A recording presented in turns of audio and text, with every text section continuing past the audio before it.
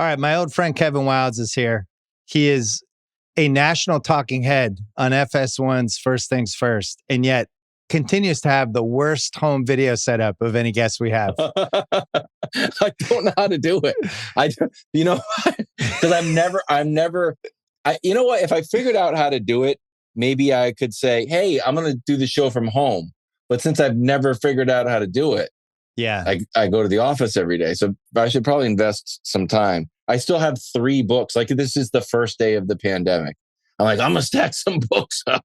I was going to say, Kevin Wildes keeping 2020 alive. I'm in the room we never go to. There's nothing cool. I caught you on a Sunday night East Coast time after you went to a family function. Mm-hmm. And I asked if you'd been drinking, and your comment, well, say what you said about when you have drinks these days. Well, I say I'm only Topo Chico now. Yeah. And I'm very aware that even after one drink, I'm less interesting. And it may have always been that way, but it certainly felt like I was more interesting. Or maybe it's that I felt like I was, just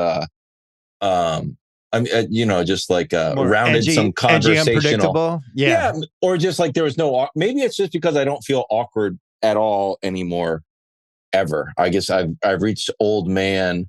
I don't feel the need to like lubricate any conversations anymore.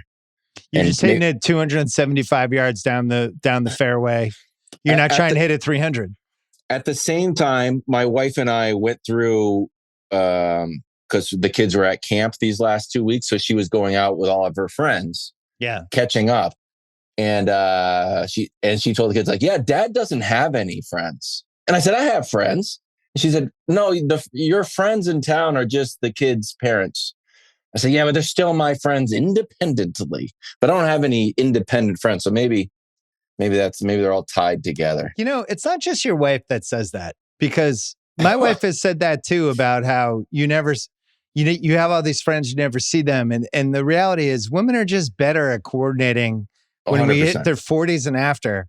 They're just better at coordinating dinners, going out, doing things. And whereas the guys, we were great at it in our teens and our 20s. And then it just gets worse every decade. And then eventually you're like, I haven't seen whoever in 3 years. And we're fine with it. 3 years. 5 3 years is like 7 yesterday. years. I think my dad hasn't seen buddies in like 40 years. But then I'm like, hey, what's going on? They're like, nothing, got a new truck. I'm like, oh, that's good. And then, it's a 10-minute conversation. Well, last year you came over to watch, what did we watch? Football or basketball? Or you came football. Over? Like yeah, you surprise texted me. Yeah, you were like, hey, I'm in town. Can I come over? I was delighted that somebody was coming over on short notice. It might be too much texting. That texting gives you a false sense of connectivity. Yeah. Where you really should just like old school, like Seinfeld apartment style, just like Elaine's here, like just show up. So I'll just show up.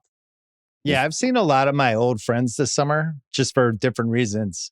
And it's always one of those things where it's like, why don't we make a concerted effort to do this more often? But the reality is guys are just bad at it. Well, too much planning. Yeah. I think it's that. I think it's like, we're like, hey, could you do, hey, Bill, how about November 17th? Like, well, I know I got this thing. And it has to be like, hey, tomorrow we're like, right now, 9 p.m. It's how you book the podcast. 9 p.m. But you know who's figured it out? Who? The golf people and the fishing people. Oh. They do like golf trips, going to wherever, going to Pinehurst in late April. And they plan it 9 months ahead of time because you have to make reservations. And the same thing with the weirdo fishing people. So I know a bunch of fishing people and they're like, yeah, you know what we're going to go fishing. And then we all get together and we take gummies and then we catch the fish and we throw them back. It's like, what's fun about that? But it's smaller windows. Like, I think if we were into something with a limited window, like my buddy who fishes, like, striped bass are running. So you guys have to hang out in this time period. Yeah. But if we're just like going to watch football, like, hey, want to hang out sometime between like preseason and the Super Bowl? Like, yeah, we'll figure it out. And next thing you know, the Super Bowl's over. Week 10. Yeah, it just never happened. That just never happened. It's like, I'll get you next year. Well, you want to do the draft? Like, yeah. No. We have sporting events that we'll go to, like a basketball game. Yeah, that was good. You come to New York. That was good. So I forget where I saw this first, but somebody said when men gather together, it's better. They like situations where they're both next to each other looking at the same thing forward. I But agree with when that. women are together, they like looking at each other. They like being, Oh, really? and it's like this weird physics thing, not sociological thing, whatever the right word is. But I like to look. I don't want to look at, it's too confrontational. we like on a road trip where Yes. somebody's next to somebody, you drive to Vegas, or like you play blackjack together, you're all on a table. Yes. Whereas I prefer, women like seeing each other. No, like I would prefer like TV, if like we all went out to dinner, TV sitcom seating where we're all like in a round. Like in a horseshoe? Yeah. Yes. And then the camera's there. They, oh, what's going on? But you're never like locked in mano-y-mano. Like, does this guy want to fight me right now? Like, what's going on? Well, you're my legitimate friend, and I think I've seen you once in 3 years. But that's the other problem is the better friend you are, the less time. I have my buddy that I grew up with, that my mom taught with. I haven't seen him in 20 years, but I have friends with him. He's my friend. But, if we were worse friends, we'd hang out more. Like, I got to see that guy. Yeah, because you got to like almost, you got to make the friendship happen. Yeah, true. We're post-friendship. See each other whenever. That's right. We're post-friendship, post-hanging out. I made you the second guest on this podcast because I knew your camera setup was going to be terrible. And now we've moved to a video podcast era. You missed. I unveiled my QB pyramid for the preseason, and Patrick Mahomes was not in the number one spot. It was Josh Allen. Probably statistically fair. At the same time, like, is he now 0-4 against him head to head in the playoffs? He is. It's got, something. I'm trying to light a fire under Mahomes because I just didn't love last season for him. Yeah, for somebody who's supposed to be the GOAT, and I didn't like all the money I lost on him in the Super Bowl. So you know what? Fire lit.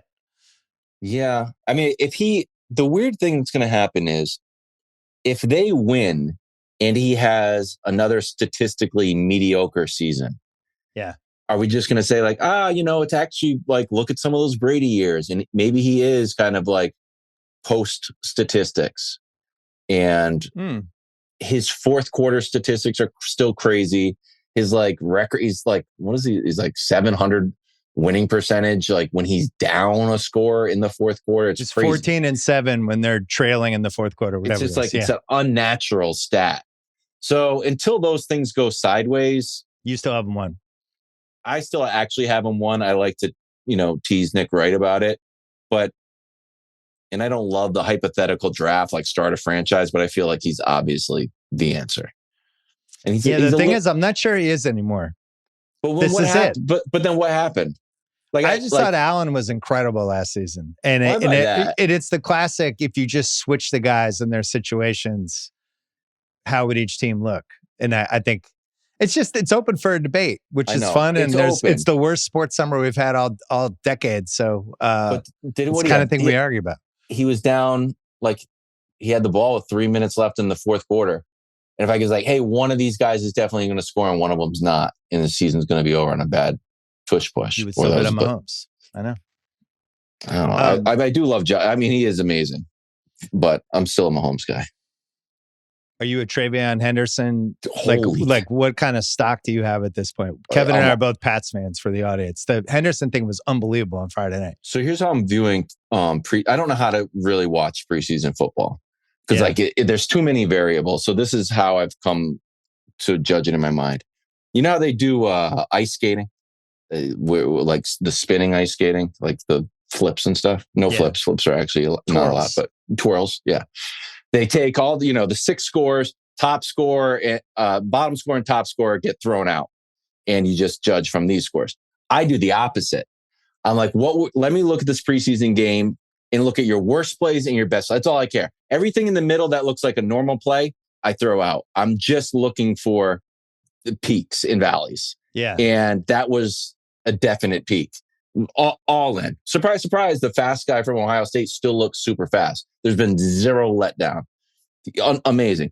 The Drake May thing, on the other hand, I'm surprised that is being dismissed so casually. Not The by Mac, me. the Mac Jonesian. I'm going to take a sack. Let me try to make something amazing happen, or just get rid of the ball. I hated that with all my heart. I hated that so much, and it really put a scare into me. And hopefully, it did Vrabel as well. Henderson was genuinely euphorically exciting. He just has it. You just know right away. It's like, this guy's clearly an NFL running back who's going to be explosive and awesome. Yeah, he's at least Gibbs. He's good. At least Gibbs is a fantastic comparison. But I mean, how they're going to use him and the kind of explosiveness he's going to have. They have speed and they can block. And I think you and I are both, we would have been probably leaning high on them anyway. But when you throw in the schedule and the coach and it's the entire recipe. But there's the Drake May piece. That's the one variable. It's like, is he a year away from being ready for this, or is he ready now? He should be ready now. Here's the other thing no one's talking about. I think Coach Mangini told me this. Oh, what a name drop. Josh McDaniels. We're like, oh, and we have Josh McDaniels. Josh McDaniels has gotten better. It's like Josh McDaniels has been like moving around, studying stuff. Like Josh McDaniels' revenge tour is happening now too. So I think that it's just natural for all Patriots fans. Like, oh yeah, Josh McDaniels, like proven quality. Like, no, what if the Josh McDaniels last time you saw him is now a much better coordinator? Besides the fact that he got more head coaching, now he's a much better offensive coordinator. Like, hey guys, by the way, I think we had the 9th best scoring offense with Mac Jones. Like, I'm going to make this work. And he couldn't run a yard. Like, it's going to work. I made games interesting with Cam Newton. He couldn't throw. And now I get to combine those guys. Yeah. It's an odd comparison, Mac Jones and Drake May. Mac and Cam. But you have a guy who can throw the ball and run. I think I'm probably too optimistic. I'm like, if I had another Topo Chico, I'd start talking crazy about the Patriots. I had them 12-5 mentally 2 weeks ago. Now I've rounded down to 10-7. Now I'm mentally 10-7 again. I had a 12-5 stretch for like 4 days when they were all excited about the rookies. I know. I'm not saying it's rational. It's like if we lost their opening game to the Raiders with Pete Carroll and Gino, I'd be like, what? Like you guys are the Patriots. Where like, what makes you like? I don't know. We thought we were awesome. Preseason's idiotic, but you can notice, is a team like, do they actually have some sort of identity that they're going for? And for the Patriots, the identity is they're a violent team. This version of the Vrabel team, it's like a hats to the ball, people blocking Campbell, after the whistle. Oh my goodness. All that shit's happening. Yeah. You know what it comes back to? Vrabel jumping in the pile. Yeah. Vrabel coming up bloody. I just love it. I would be, if we're not good this year, it's really I'm going to really be doing some soul searching. Well, especially you think like Miami's not going to be good. The Jets. Are we sure Miami's not going to be good?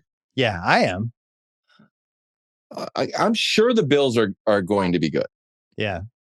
I look at Aaron Glenn and Justin Fields, who I've seen torture the Patriots, and Sauce and Garrett Wilson. I'm like, I'm not willing to say they're going to be bad. And then I'm with you on the Jets. There's some sort of running defense, low scoring, kind of physical identity that they might have.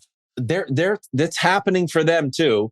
And I know, like, we just assumed that the Dolphins are going to be bad, but we're going to go down there and lose like we do every year.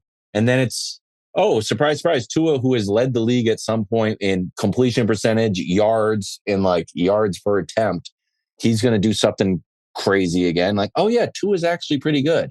Tyreek Hill's pretty good. Like, A-Chan's, like, I'm just not willing to write them off as being bad. Yeah, they're going to be like kind of like a chill team because it's Miami, but offensive line is terrible. Secondary is going to be terrible.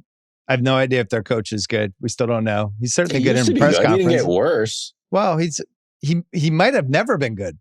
I think we just wanted him to be good because his press conferences were fun. And then Tua gets hurt every year. What was your bleakest moment during one of the bleakest sports content summers we've had? What was the bleakest show? What was the most forced segment where it's like, fuck, it's Wednesday, we got nothing? We have talked more. Let me say this, not too mean-spirited, but there's a point where I think Trey Hendrickson's immediate family would have days and then people are, dad's got to go to Home Depot and the mom's got to go, run some errands, and sisters, and, everybody's aunts and uncles. I think there's days where Trey Hendrickson's immediate family talked less about Trey Hendrickson than we did on the show.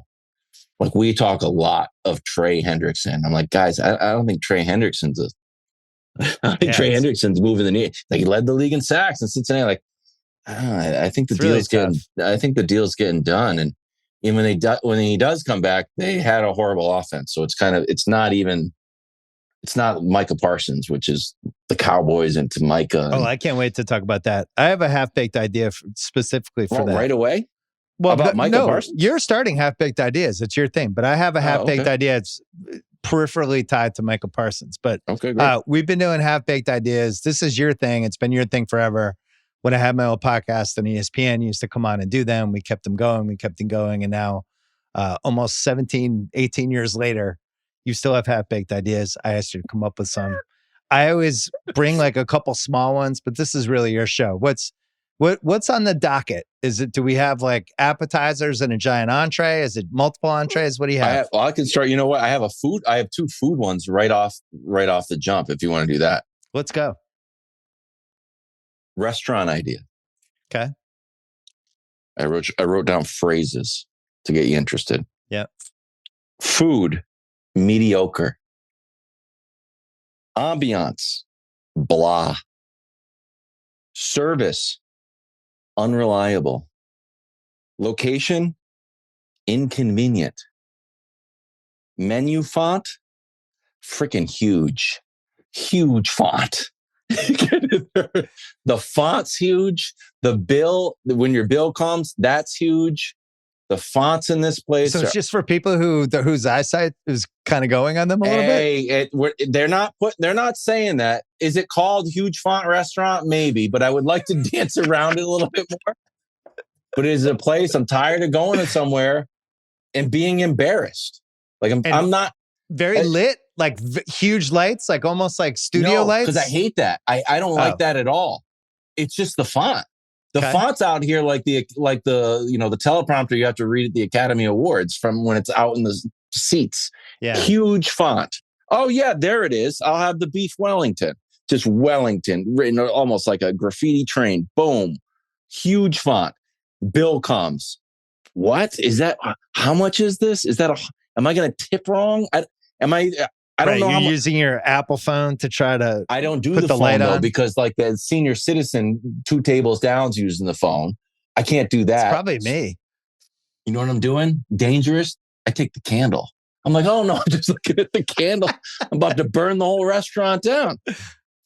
So not at Huge Font, not at the Huge Font Diner. No, Huge Font Restaurant. You're in there. You can, have a good meal and leave with your dignity intact. Off to a good start. I love Huge Font Restaurant. What was the other restaurant one? Okay. I had a nice dinner. I made nice dinner for the family. Steak with vegetables. I'm on the grill. I'm doing my thing. We set it up. We got the plates, steak. We got the whole thing, right? Flowers. Only thing I can't do, and the best part of eating at a restaurant, can't do the bread. I can't figure it out. Either I get it from the store and it's like stale by the time it gets in the home. It's just like I had to cut it. I can't cut it. It's like hard. It's like I've got a Easton stick of bread, or I've got bread in a plastic bag that looks like it's been there for a week and hasn't aged at all. It's like when the algorithm is serving up all these like fitness influencers are like, I'm 74. I'm like, bro, you actually look right. The fact that you haven't aged makes you even grosser. That's that bread. Ice cream truck for bread. Comes around the neighborhood, $5.15. It's got a little bread song. Who wants bread? Maybe it's French. There's a guy with like a little chapeau on. He comes out. Oh, good. My hot bread. I leave like a little French boy. I have a striped shirt on. I'm bicycling to my home. Come in, slice the bread. I've got everything working. It comes in a basket as well, obviously, like a cool basket. And it's different types. I don't know where you get that bread. Pretzel bread. And then your meal goes to the next level. And you don't have to deal with any... If there's not a large font restaurant like within, your vicinity, you can have the restaurant experience at home and not get embarrassed. That's that might be a fully baked idea. That one works. I actually had a restaurant one as well. Let's hear it. I go out to dinner from time to time. Sure. Double dates, go out with the wife, go out with a bunch of people. And this has been ever since I've gone out to dinner, even as a kid with my mom, my stepdad, or my dad or my stepmom, whatever. You go to the restaurant a bunch and you get to know some of the people.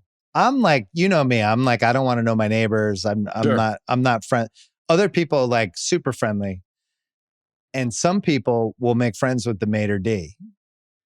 The Maitre D. I don't know why I called it Maitre D. Maitre D. I wouldn't Maitre D. correct you. It's R-E. I'm not even sure. It's French again. Maitre D. I'll talk to whoever the host. Yeah. And the person will come over and it's like, and come there and do the whole thing.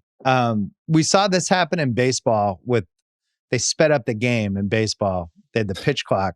Yeah. I think Maitre D clock. There's a little bell on the thing. It's like a minute. It's like in chess. It's like searching for Bobby Fischer. They come over, they hit the clock. It's a minute. And they go, how you guys doing? Blah, blah, blah. How are you? Blah. You go anywhere? But it's got to be done in 60 seconds. You can't linger for the 7 minutes. Where it's like one of the 4 people at the table who's probably had too much to drink. They're like, so what's happening with Rosa? Did she go off to college yet? And you're just like, what just happened? We were just talking about our friends who just got divorced. We just did. Oh, yeah. We did. Can we go back to talk about our divorced friends? We got the zoning to add another level. Yeah. What are we talking about? 60 seconds or less. Maitre D, stop clock. It's like chess. Bang it. 60 seconds. You want to be friends. Yeah, I think that's fair. Friendly. 60 seconds is more than enough to catch up. That is, a third of a heavyweight fight. Like, you can get it done in 60 seconds. So this was the Sopranos episode. Artie was going over to the tables and hanging around too long. And then finally, somebody said something to him and his feelings got hurt. And he's like, that's why they come. They come for the food and then talk to me. And his wife was like, they hate when you come over. Oof. Don't come over. I think there's a middle ground. I like talking to them, but then get out. All right. What's your next half-baked idea? We're moving away from restaurants now. This is similar about baseball. So, this is the rarest of all things. Someone coming up to me, a fan of the podcast, pitching me a half-baked idea. Oh, do you like that, or you feel like you? Look, I appreciate people love the show. The show is very popular. You are, and I pop in every once in a while. But this is a very narrow needle to thread, because if it's a good idea, I'll be like, buddy, that's just a good idea. That's not what I'm into. And if it's a bad idea, I'm like, why is this guy talking to me about bad ideas? It's got to be a half-baked idea. And it's tough. It's just tough. Next thing you know, my buddy Tim, I was like, Tim, you've done it. That is the perfect half-baked idea. Okay. Perfect. So he's like, I'm watching this baseball game the other night. Gets out of hand. And they bring in the position player to pitch, which is fun. It's always exciting. I always enjoy it. It's fun for a little while. But, the bloom is off the rose eventually. If he's still in there and he's lobbing it in. 3 innings? Yeah. It's too much. The other day, and I wrote it down, Rockies, Blue Jays, it was 12-1. They bring in the backup catcher. He gives up 8 runs. So now the Blue Jays are up there blasting this guy. It's like, all right, enough. Yeah. Like, should their stats even really count? I'm like, I don't know. So this is my buddy Tim says. He goes, you know how they have those emergency goalies in hockey? Yeah. Where it's just like the local guy who played hockey. They don't try to take a position player and suit him up. Like, you're the goalie now. They have a real goalie who's just an amateur. And that's even more exciting because sometimes those guys like win games. High school flameouts, college kids. They're just on duty at the game. They have both jerseys ready and their high school hat or whatever they are. It's like, hey, it's 12-1. We're bringing in Tim. He works at Lowe's, but he was all state 5 years ago for the Falcons. Yeah. And he comes in, and next thing you know, it's him and Ohtani. It's so much better. But he's throwing gas. He's not throwing these lollipops. He's really trying to throw. And who knows? You get a little rally, maybe get a nice story out of it. So best case scenario, the guy's awesome and maybe gets signed to like a AAA deal. Yeah. I don't need to see, it's fun for the first lollipop pitch. And then it's like, oh, we threw a fast one. But this guy's out here trying to really throw. Got a few of them. I like it. So it's almost like, what's the both sides QB in a touch football game? What do we call that? The all-time QB? All-time QB. It's like an all-time pitcher. He's just available for either side. Either side. It's like we're playing in Philadelphia this weekend, and our all-time pitcher for the weekend, you remember him? He pitched at Drexel for 2 years. Yes. And his buddies, the weird thing is, like, his buddies wouldn't even go to the game because he's going to be sitting there for 80 games. Right. But you never know. Three times a year. He pops in and he's got his Drexel hat and people start going nuts. He gets good seats. Oh yeah. He's just warming up. Oh, he's warming up. So it's like an 8 or 9 run game. It's 8-1, 9-1. All of a sudden he gets out, start loosening up. Yeah, that would be great. All the Drexel alum. The other idea I had of that, I put this one on Twitter, of how they've made all these relief pitchers, their entrances have gotten really produced. Yeah. Would you be into that with field goal kickers in pivotal moments? The lights go out in the stadium. It's like Harrison Butker going. People are going nuts. The place going crazy. Or the other option, it's because home team specific. When the other guy is getting ready, you play some, like, I don't know, you try to mess with them. Yeah, like, non-confident music. I don't know what that is, other than like that Coldplay song that the couple was on the jumbotron for. He's like, what is that inferring? Like, it's like really in his own head. Or you play the Shining music. Something. But it's more. I don't know how much money and time the Mets are spending on that, but it really works. And the Phillies are doing it too. There's like fire and stuff happening. More entrances. People love them. No one's ever upset at an entrance in a pivotal moment. I don't remember when it started with the reliever music, but Papelbon was the first Red Sox guy that, remember, he used to come in. What did he come into? He came into the Dropkick Murphy song. Oh, I thought that was just a Red Sox song. That was he started that? Didn't he come in and that was the song, right? I'm old. I can't remember anything that's anymore. Like I always just assumed that was a Red Sox. But I don't remember anything before that. That felt like the era. Mariano used to come in to Enter Sandman. That was a big thing. So that was late 90s. But there's got to be somebody before then. But it didn't used to be cool. Like, it used to be like the Rolaids Fireman of the Year. They used to just play like the Rolaids music. I think the Rolaids theme song. Well, WWE had entrances forever, and then the Road Dogg, Jesse James, and Billy Gunn would come out and do, "Oh, you didn't know? Your ass better call somebody!" And the whole crowd would go nuts. And then in wrestling, they were like, "Oh shit, we gotta." It's it entrance became like time. a call and response, and then the pyro started going. I think your field goal kicker thing is a really interesting idea. So Bucker's warming up. In the place I guess there's not enough time. It would almost have to be coming out of a timeout or something. Yeah, but I mean, you just build time in for it. Like, he takes his he takes his sweet time. He jogs out there. People are going nuts. I really like it. Checking that one as a win.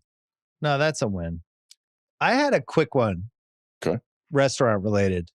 Another one. Yeah. I've talked about this with Chang and all the chefs. They really get mad about this. My whole thing on dry aged steak. Yeah. I don't know if you've heard me do this. No, I haven't heard this. All the foodies go nuts about the dry aged steak and how great it is, and it's so buttery, and it's like it's a whole other level. It's like the greatest steak you can have, and this was aged for 180 days, and and then you just get diarrhea that night. And I don't think the common person cares whether a steak has been dry aged or not. I think this is really for like the food elite and the people who really care about this shit. You can it definitely tastes a little different, a little elevated, but I don't know. Like, how many friends do you have who are like, oh, we got to go to this place. It's 90-day dry aged. It's If you put me to the test, I would probably put steak and wine in the same category of like, if you say so. Oh yeah, I can taste it. so, But I know it's not a hamburger. But like, yeah, I got this steak from Costco, and this one's been hanging in like the Louvre for 2 years. And I'm like, all right, they're pretty good for me. They got salt on it.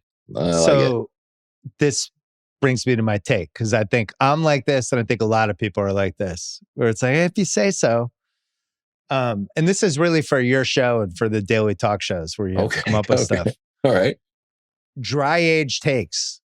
You came up with the take, but you've been marinating on it for 180 days. And then you're like, guys, it's ready. I have a dry age take. I've been thinking about it since December 2024. And now the take is ready. It's a dry age take. And it really is just a take you came up with anyway. But because you said it was dry age, now I have to take it more seriously. You've been marinating on this for 170 days. It's a take, but it's not a take. Like, I'm not putting a take into the, wherever it is. No, it's now, like a brilliant it's something take. That's ready.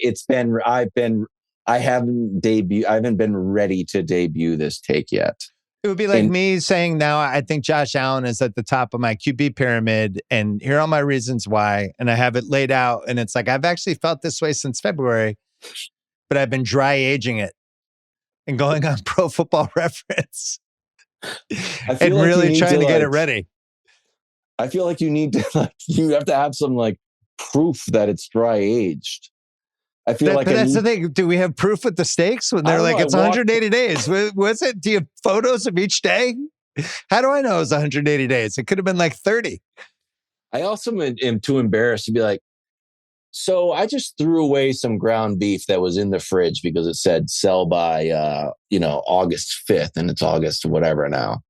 Yeah. And so how does the 180 days thing work? Because I thought it was rotten.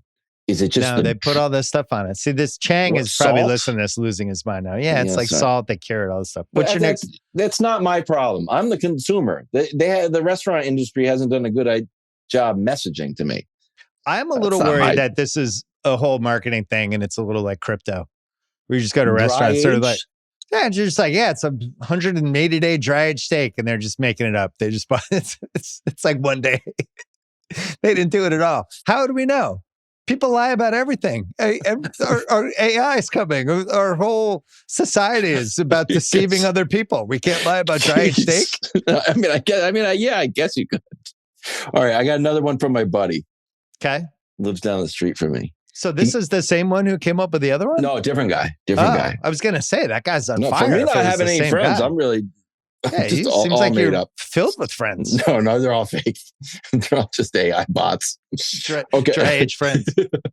All right, so I think I don't know. I forgot how he got to this. I'm gonna say he was in a skiing accident. I was like, I'm taking some creative liberties with this story. Okay.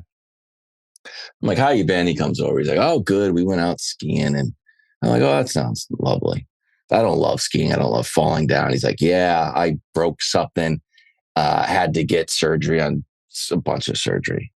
I said, oof, that sounds bad. I'm like, did you have to go under for that?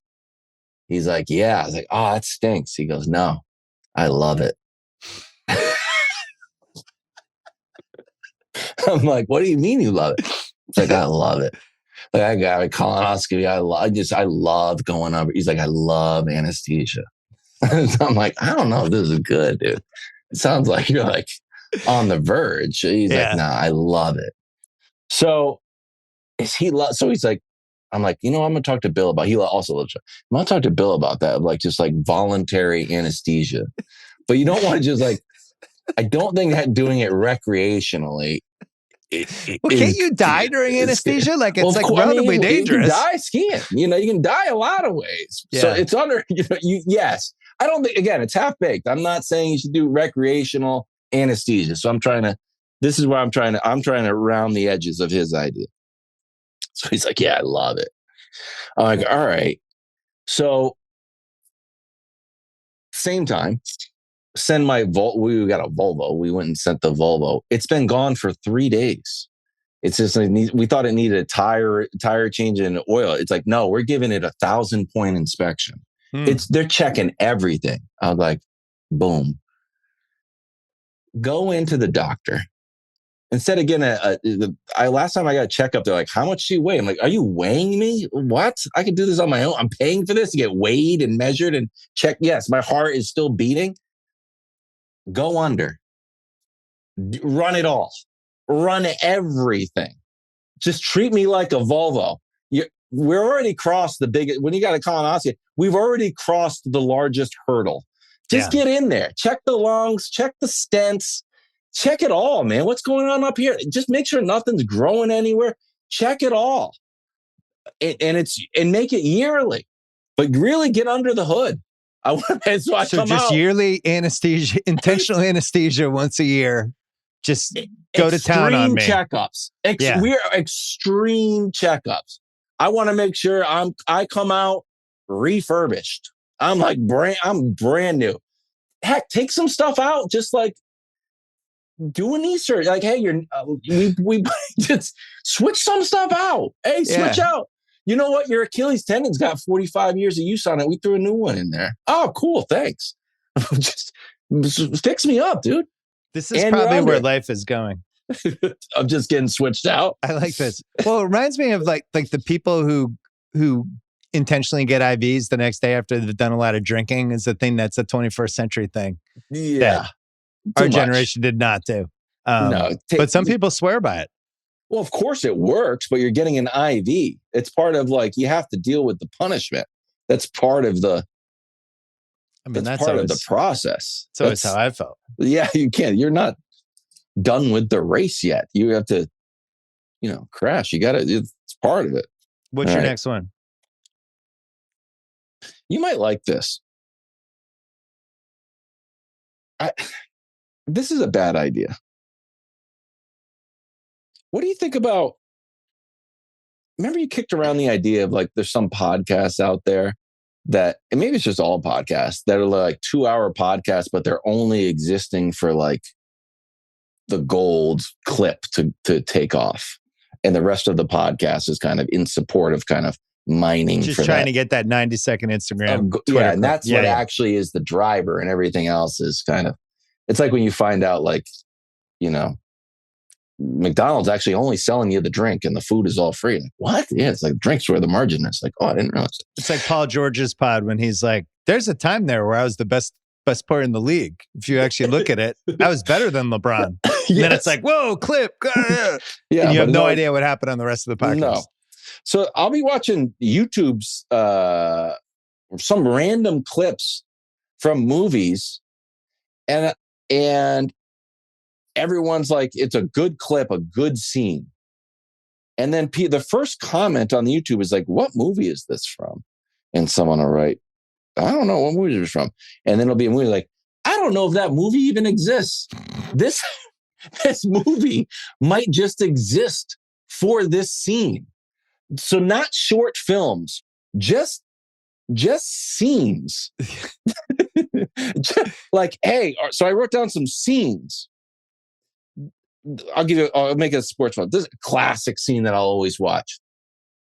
It happened, I think it was inspired by Die Hard, but you've seen it a few times. Bad guys the bad guy's got a Dodgers hat on.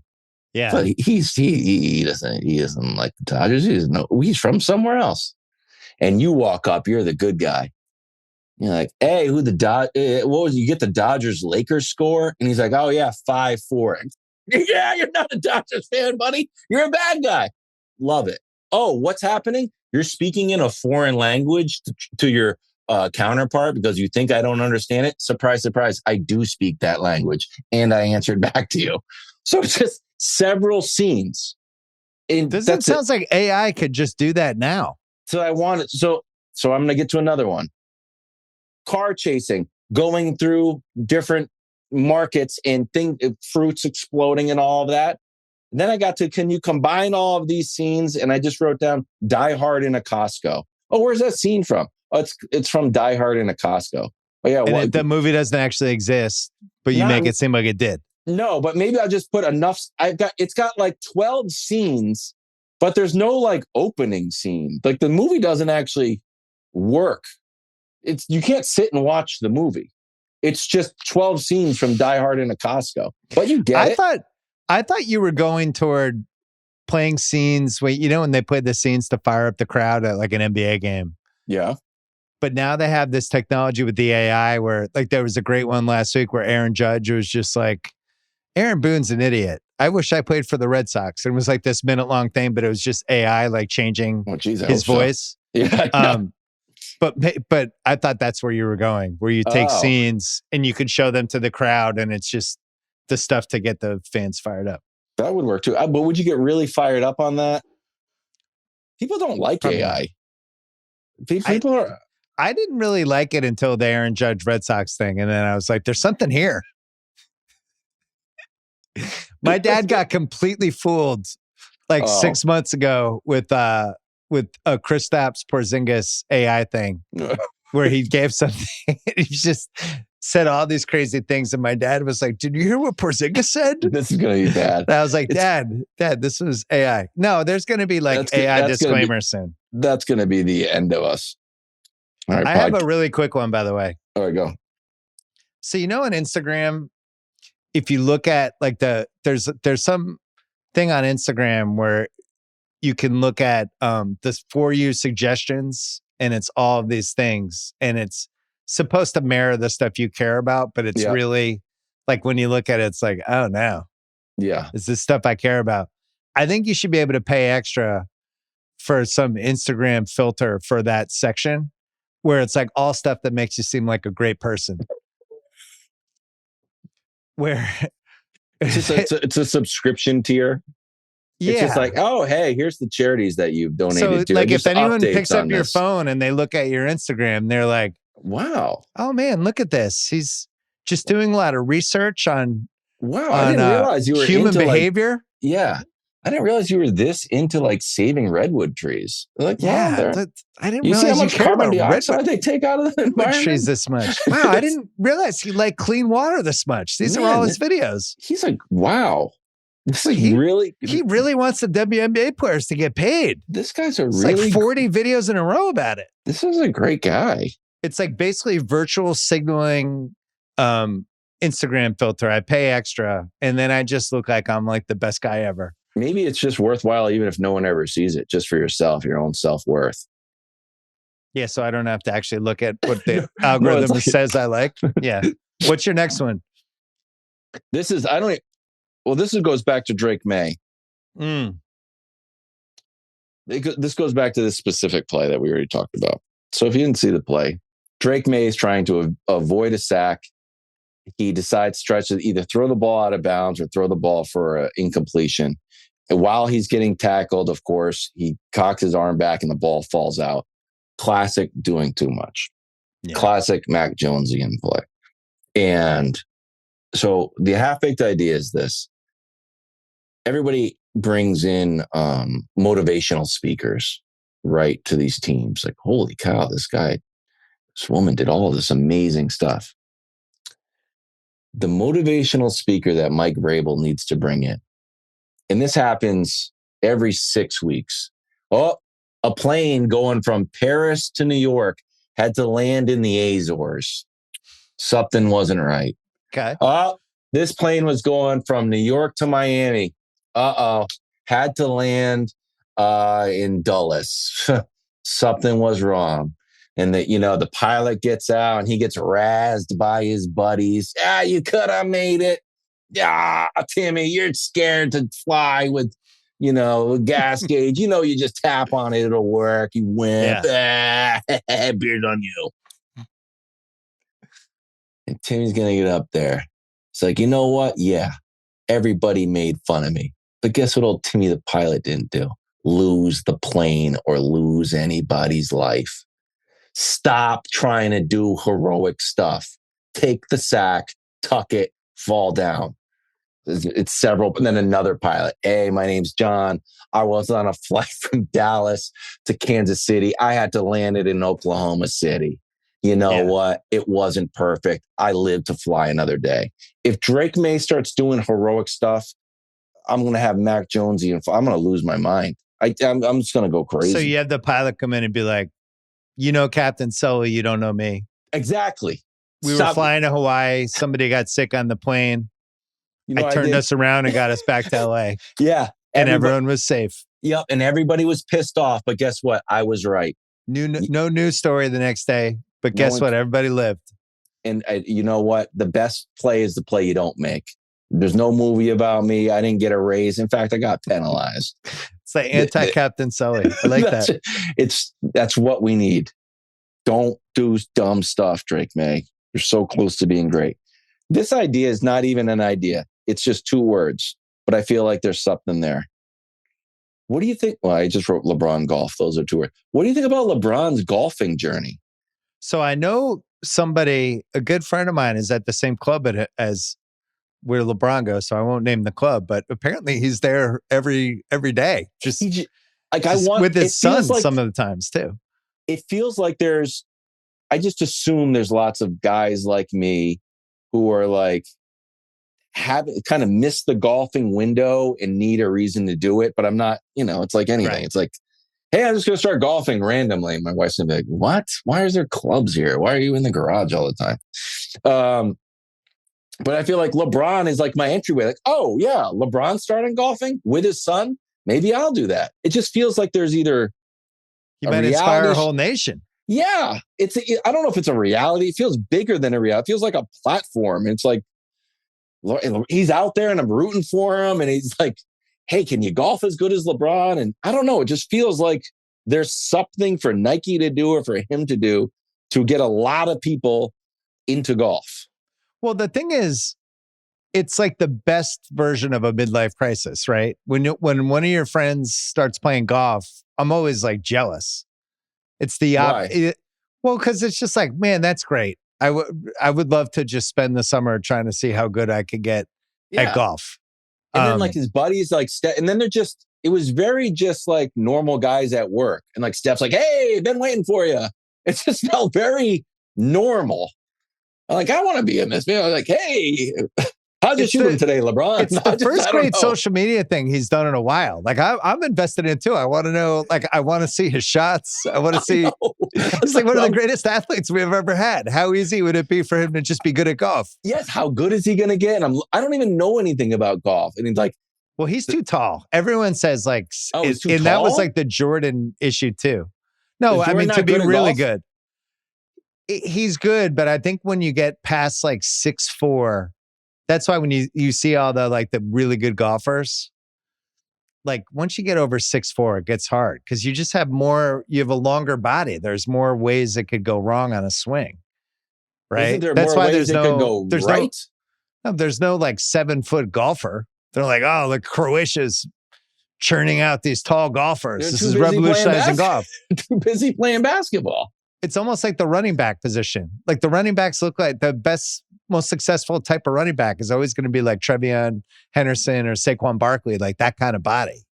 Huh. So 6'8" what's he, 6'8.5" for golf? It's hard.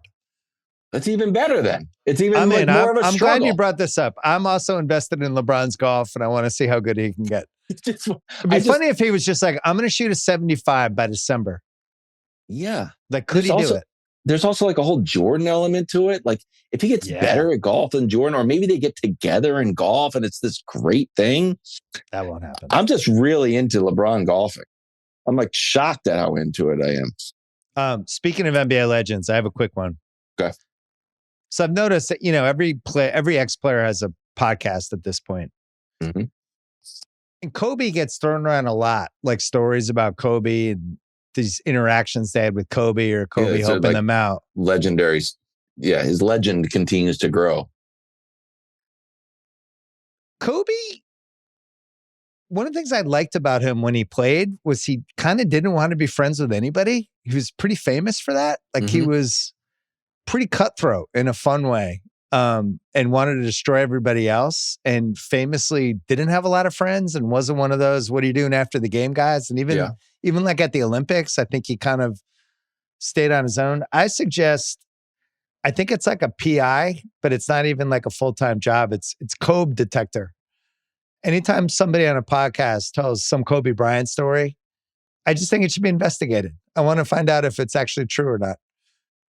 Because my guard is always up with where it's like, man, then Kobe called me one night and I was in a big shooting slump and Kobe saw it and he noticed and he called me out. And I'm just like, I don't know if I believe this. Wow. See, I just don't think he did. I'm believing them all. You believe them all. But it's I gotten to the believe point them all, where I feel like anybody can say anything. It all feels within his. I haven't heard one that I feel feels out of bounds. Like the Chandler Parsons. Have you heard the Chandler Parsons one? What was that one? That Chandler Parsons, that he was on. I forgot what team was he on, the Grizzlies maybe. The Chandler. I should just cut to Chandler Parsons telling the story, obviously, but he. They were like, you got to guard Kobe. So he's like very intimidating. Kobe was like giving him like icy glares the whole game. But then eventually he was like, are you guys going out? Like, I'll set you up somewhere. And Kobe sent him. He's like, yeah. And Kobe told him to go to some restaurant. And then the bill came and it was like this monstrous bill. And Chandler Parsons. I've heard this story. And then he's like, no, Mr. Bryant is taking care of it. But Kobe wasn't there. That's why I like the story. It's like, no. See, this is why we need Kobe. So maybe it's a podcast, Kobe Detector. There's a Kobe story, and the host is just like, all right, time for a deep dive. It's a little like Pablo's podcast. I just love every story. Every story I like. I have one more. This is not even. I have one more as well. I have one more. The Savannah Bananas. Yeah, I watched an hour of them. That's how bad the sports content's been this summer. I watched an hour trying to figure it out. It's pretty entertaining. It was like Harlem Globetrotters for baseball. That's exactly what I have. Also an argument against parody.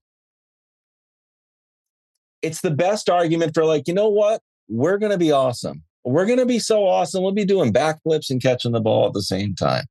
Yeah. So when anybody wants to start a league, just pick anywhere, professional, pickleball. They'll pick one out of the air. And it's like, all right, we're going to have all these teams from all these places. And they're all going to have a real challenge and all like everyone thinks it's the NFL model where parity works. No, have your pickleball league and put Pete Sampras and Roger Federer on one team and a bunch of regular guys on the other team and have them crush. That's how it works. That's how sports works. Hey, you know what was good? The New York Yankees with Babe Ruth and Lou Gehrig, and they won 20 some odd championship. We like that. Oh, the Celtics. We like that. That's how leagues get started. Dynasties and one team crushing.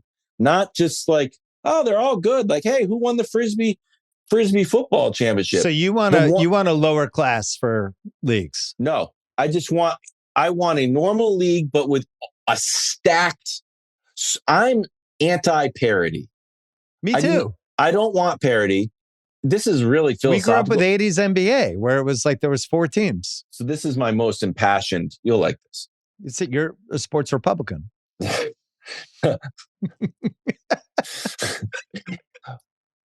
By not allowing, putting a cap on compensation for superstars. Yeah. You are not only in the effort to have parity in the league, what you're actually doing is putting a cap on the excellence of the sport. Like, we still haven't seen the best basketball team ever. Like, just the closest we came in this century was the 2017 Warriors, who achieved it by this complete salary cap fluke combined with Curry's contract. And then that was probably the best team we've seen. Yes. So and it brought basketball to another level. Like, what's the next level of basketball look like? We're not actually going to get a chance to see it because we don't have the best talent playing together. Yeah. So then when you have the Olympics, like, sure, but that's kind of like tossed together. But like the best basketball is still like, what is the Manhattan Project of basketball? We're like, here are the 10 greatest basketball players. What does that look like? What are we going to unlock? Like, I'm there. That's what I want to see. But now it's like, no, you take the 10 best players. They're all on separate teams. Everyone gets a bite at the apple. It's like, it hurts the sport the sport's potential. It's a very heady, half-baked idea. I don't even know if that half-baked idea started. What was the idea? I don't know. that you need to have get rid of the salary cap and have more Savannah Bananas? You need to have like one superstar. Like my dad used to always tell me about the team. What was it called? The King in His Court. Yeah. You ever hear about the King in His Court? They're like a softball team. Yeah. Like, yeah, we're just 4 guys. I don't even think they played 4-on-9 or something. I forgot what it was. But we're so good. I just want to see the best. I just want to see the absolute best. To have the NBA be the best basketball, but not actually, because we've dispersed it so far and it doesn't make sense for anybody. Like, you want to see great basketball? Someone's going to have to be paid $30 million less than they deserve is nuts. So we're still waiting to see great basketball. I don't know how. Now we're never seeing it. So that's not good. The half-baked idea is actually just a fully baked idea. Let's not have a salary cap in the NBA anymore. Yeah, let's see awesome basketball. Let's go nuts. Yeah. Yeah. I'm for that. Like soccer, guess what? It's awesome. All the great players are playing together. Yeah. Yeah, that is true. Guess what? The whole sport looks different. It looks awesome. Now maybe we would break free from, layups and threes if you put great players on the team and they figured out something brand new. I'm viewing it like a AI experiment. I don't know. That one got off the tracks. That went sideways, but I enjoyed it. Okay. I was the most excited for this one. Is this your Micah Parsons one? Yeah. Okay, here we go. So the Micah Parsons things happened, and obviously you had to do probably 100 segments on it because there was nothing going on. We're all over it. It was interesting. All the ex-players who are on these shows, it goes to them like, yeah, pay him. Yeah, pay him. He's Michael Parsons. You got to pay him. Yeah. And that was kind of the ex-player take across the board. And I was thinking, like, you know how they have Cameo, where the celebrities, you could be like, it's Kevin Wildes' birthday. Yeah, sure. Steven Seagal sent Kevin Wildes a birthday message. Hey, Kevin, it's Steven Seagal. Love your stuff. Yes. This is like Cameo, but it's with actual daily talk shows. So like first things first. Yeah. For like $1,000, I'm working in like a hardware store, and the assistant manager wants a raise. And they won't give him a raise. And the assistant manager goes to first things first Cameo. And he's like, can you guys do a segment about how I've been here for 3 years? We lay out all the arguments. And you'd be like, hey, Bob's been there 3 years. The store's up 20%. You got to pay him.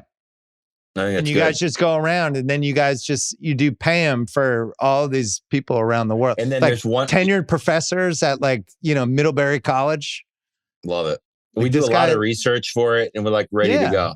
And you're also like passionately talking about how they should pay him. And then they sends a video to his boss and was like, I don't know if you saw this, but Kevin Wildes and Nick Wright and Broussard were talking about how I should be paid. Also, there's one person that has to like be the sacrificial lamb. Oh, the Zag. I don't know. Zag guy. I wouldn't pay him. I wouldn't pay, and he just gets crushed. Like it's like, I don't know. If you look at the NESCAC schools, it's like tenured professors. That data is outdated. You're like, what? You're like, what the heck? Like you just get crushed. Like, oh man, now you put it that way. So it has a little bit of an arc to it. Oh, that's smart, actually.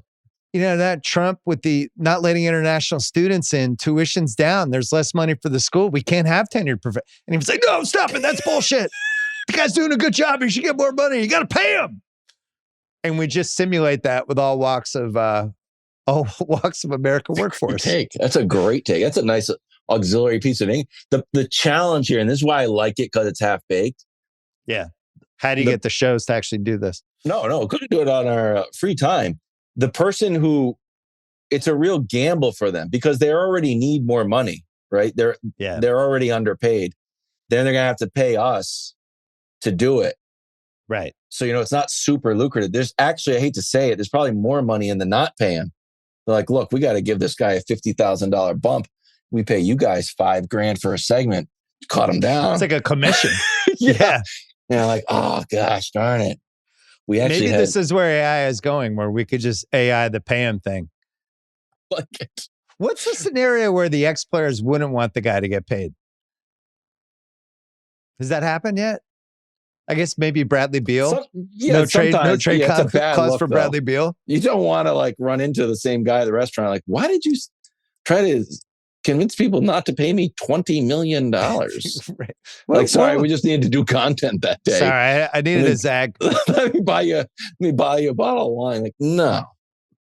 All right. Half-baked ideas. We've done it again. That was great. You stayed up late on Sunday night for me. I appreciate it. We talked about friendship, restaurants, it's really sports, sincere. golf, really nice. All over the place. All right, wow, it's good to see you. We can see you on I'll First see you Things in 5 First. years. Yeah, so let me know. Give me no notice at all and just come on over. I'll be here. I'll see you in 2030. All right, thanks, Wild. All right, see you.